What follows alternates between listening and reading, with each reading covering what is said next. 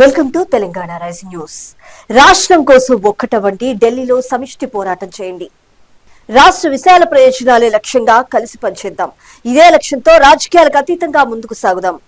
మన రాష్ట్రానికి రావాల్సిన ఫండ్స్, పర్మిషన్స్ కోసం కొట్లాడినంటూ సీఎం రేవంత్ రెడ్డి గారు అన్ని పార్టీల ఎంపీల సమావేశంలో పిలుపునిచ్చారు. ప్రాజెక్టులు, మౌలిక వసతులకు అనుమతుల సాధనపై ప్రత్యేక దృష్టి పెట్టమంటూ కోరారు. వీటిపై ప్రధానమంత్రి, కేంద్ర మంత్రులకు విజ్ఞప్తులు చేయండి అంటూ సూచించారు. మెట్రో విస్తరణ, ట్రిబులార్, మూసీ పునరుజ్జీవం కోసం పోరాడంటూ పేర్కొన్నారు. బుల్లెట్ ట్రైన్లు, వరంగల్, ఆదిలాబాద్ ఎయిర్పోర్ట్ల కోసం ఒత్తిడి తేవాలంటూ సూచించారు. తెలంగాణ రాష్ట్ర విశాల ప్రయోజనాలే మనకు ముఖ్యమంటూ ఈ సందర్భంగా స్పష్టం చేశారు. కేంద్రంతో కొట్లాడైనా మన రాష్ట్ర ప్రయోజనాలను సాధించుకుందామంటూ పేర్కొన్నారు. ఇదే లక్ష్యంతో రాజకీయాలకు అతీతంగా ముందుకు సాగుదామంటూ స్పష్టం చేశారు. సీఎం రేవంత్ రెడ్డి గారితో ఎన్సీఎస్సీ చైర్మన్ భేటీ అయ్యారు. ఎస్సీల సంక్షేమం, విద్యారంగంపై చర్చలు జరిపారు. దళితుల అభ్యున్నతి కోసం చొరవ చూపాలని ఈ సందర్భంగా సీఎం రేవంత్ రెడ్డి గారు విజ్ఞప్తి చేశారు. ప్రజాభవన్ లో సీఎం రేవంత్ రెడ్డి గారితో జాతీయ SC commission chairman Kishore Makwana సోమవారం ఉన్నత స్థాయి భేటీ నిర్వహించారు. ఈ సందర్భంగా రాష్ట్రంలో ఎస్సీల సమగ్రాభివృద్ధికి ప్రభుత్వం తీసుకుంటున్న చర్యలను చైర్మన్ కు వివరించారు సీఎం రేవంత్ రెడ్డి గారు. ఈ సందర్భంగా సీఎం గారు మాట్లాడుతూ విద్యార్థుల మధ్య కులవివక్షను శాశ్వతంగా దూరం చేసేందుకు ప్రతి నియోజకవర్గంలోనూ 25 ఎకరాల సువిశాల విస్తీర్ణంలో అత్యంత ప్రతిష్టాత్మకంగా young India integrated residential schools ను నిర్మిస్తున్నామని తెలిపారు. వచ్చే విద్యా సంవత్సరం నుంచి ఈ స్కూల్స్ అందుబాటులోకి తెస్తామని వెల్లడించారు.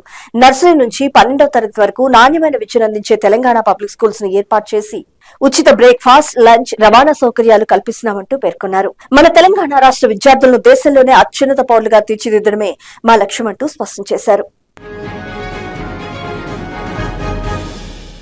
దేశంలో విద్యా వ్యవస్థ పెద్ద దోపిడీ యంత్రాంగంలాగా తయారైందని కాంగ్రెస్ పార్టీ అగ్రనేత గౌరవశ్రీ రాహుల్ గాంధీ గారు నిప్పులు చెరిగారు.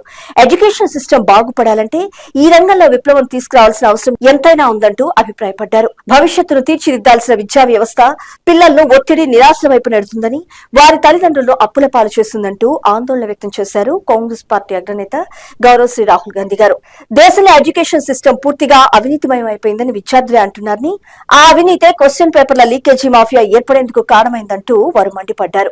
అవినీతి మాఫియా వల్ల లక్షలాది మంది విద్యార్థులు ఏండ్ల తరబడి పడిన కష్టం ఒక్కసారిగా వృధా అవుతుందంటూ ఆవేదన వ్యక్తం చేశారు. లీకేజీ వ్యవహారాల్లో బాధ్యులైన కాంట్రాక్టర్లు, అధికారులు, టెండర్లు, పదోన్నతులు పొందుతున్నారని, కానీ శిక్ష మాత్రం విద్యార్థులకు, వారి తల్లిదండ్రులకు పడుతుందంటూ కాంగ్రెస్ పార్టీ అగ్రనేత గౌరవశ్రీ రాహుల్ గాంధీ గారు ఆవేదన వ్యక్తం చేశారు. ఇంత జరుగుతున్న మోడీ యంత్రాంగం మాత్రం నిమ్మకు నీరెత్తినట్టు ఉంటుందంటూ వ్యాఖ్యానించారు. 2 ఏళ్లలో దేవాదులను పూర్తి చేసి 6 లక్షల ఎకరాలకు నీళ్లిస్తామంటూ డిప్యూటీ సీఎం మల్లు భట్టి విక్రమార్క గారు పేర్కొన్నారు. పెండింగ్ పనులు, భూసేకరణకు తక్షణమే 194 కోట్ల రూపాయలు విడుదల చేసినట్లు వారు వెల్లడించారు. మేమున్నది కేటీఆర్, హరీష్ రావు చెప్పినట్టు చేసేందుకు కాదు, ఎన్డీఎస్ఏ, సిడబ్ల్యూసీ నివేదికల ప్రకారమే కాళేశ్వరం బ్యారేజీల పునరుద్ధరణ ఉంటుందంటూ స్పష్టంగా వెల్లడించారు డిప్యూటీ సీఎం గారు. 10 ఏళ్లలో దేవాదుల సీతారామ ఎందుకు కట్టలేదంటూ ఈ సందర్భంగా రాష్ట్ర నీటిపారుదల, పౌర సరఫరాల శాఖ మంత్రి ఉత్తమ్ కుమార్ రెడ్డి గారు నిలదీశారు. వరద నీటితో లిఫ్ట్లు చేయాలంటున్నారు, మరి బ్యారేజీలు ఎందుకు నిర్మించారంటూ ఈ సందర్భంగా మంత్రి పొంగులేటి శ్రీనివాసరెడ్డి గారు ప్రశ్నించారు. పార్లమెంటు సమావేశాల సమయంలో ఎంపీలకు తక్షణ సమాచారం, సహకారం అందించడానికి తెలంగాణ భవన్ లో ప్రణాళిక శాఖ ప్రత్యేక బృందాన్ని అందుబాటులో ఉంచుతుందని, ప్రశ్న గంటలో అనుబంధ ప్రశ్నలు అడగడానికి అవసరమైన డేటాను ఈ టీం అందిస్తుందని డిప్యూటీ సీఎం మల్లు భట్టి విక్రమార్క గారు తెలిపారు. ప్రజాభవన్ లో సోమవారం జరిగిన ఎంపీల సమావేశంలో ముఖ్యమంత్రి గారితో కలిసి వారు పాల్గొన్నారు. ఈ సందర్భంగా డిప్యూటీ సీఎం మల్లు భట్టి విక్రమార్క గారు మాట్లాడుతూ, కేంద్రం నుంచి తెలంగాణకు రావాల్సిన వాటాలు, నిధులను సాధ్యమైనంత వరకు సాధించుకోవడానికి రాష్ట్ర ప్రభుత్వం తీవ్రంగా కృషి చేస్తుందంటూ వెల్లడించారు.